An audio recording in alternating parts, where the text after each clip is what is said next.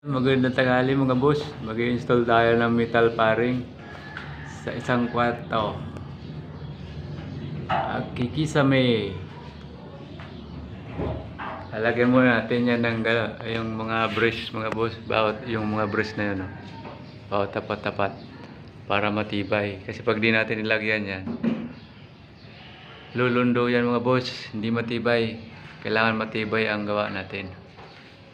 Saka bawat paglagay pala ng mga boss, lalagyan mo yan ng tansi papunta doon para sisilipin mo kung pantay na siya. Kasi pag di mo nilagyan ng tansi yan, hindi mo mapapantay. Lahat yan mga boss, lalagyan natin ng mga pampatibay yan. Tapos lalagyan din natin yan ng pakros pa ganun.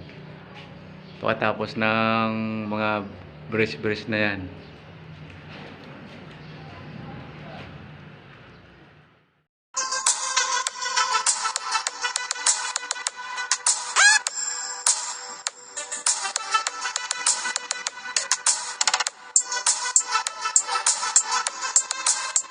Ayun mga boss, tapos na natin yung isang kwarto, yung kisame.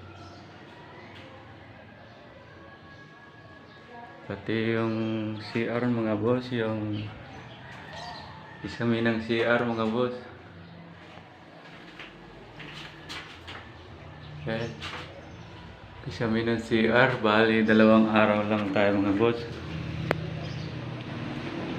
May helper tayo dyan, bali 2 kami. Kasama na yung paggamit ng metal paring, plywood, stall. Bali 2 days mga boss. Lahat na nanonood sa akin mga boss, salamat po sa inyo mga boss. Paki-share mga boss, like.